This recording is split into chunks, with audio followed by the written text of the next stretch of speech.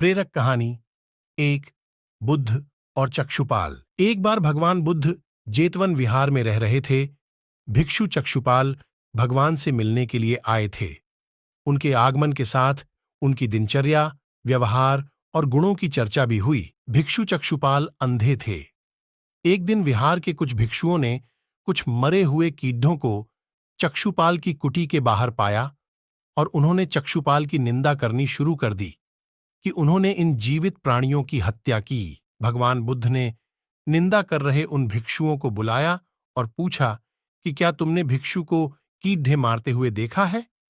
उन्होंने उत्तर दिया, नहीं। इस पर भगवान बुद्ध ने उन साधकों से कहा कि जैसे तुमने उन्हें कीड़ाहों को मारते हुए नहीं देखा, वैसे ही चक्षुपाल ने भी उन्हें मरते हुए नहीं देखा और उन्होंने कीड़ाहों को जानबूझकर नहीं मारा है, इसलिए उनकी भर्त्सना करना उचित नहीं है। भिक्षुओं ने इसके बाद पूछा कि चक्षुपाल अंधे क्यों हैं?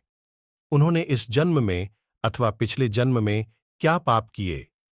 भगवान बुद्ध ने चक्षुपाल के बारे में कहा कि वे पूर्व जन्म में एक चिकित्सक थे। एक अंधी स्त्री ने उनसे वादा किया था कि यदि वे उसकी आंखें ठीक कर देंगे तो वह और उसका परिवार उनके दास बन जाएंगे। स्त्री की आंखें ठीक हो गईं, पर उस दासी बनने के भय से यह मानने से इनकार कर दिया। चिकित्सक को तो पता था कि उस स्त्री की आंखें ठीक हो गई हैं, वह झूठ बोल रही है। उसे सबक सिखाने के लिए या बदला लेने के लिए चक्षुपाल ने दूसरी दवा दी। उस दवा से महिला फिर अंधी हो गई। वह कितना ही रोई पीटी, लेकिन चक्षुपाल जरा भी नहीं पसीजा। इस पाप के फलस्वरूप अगले जन्म में चिकित्सक को अंधा बनना पड़ था।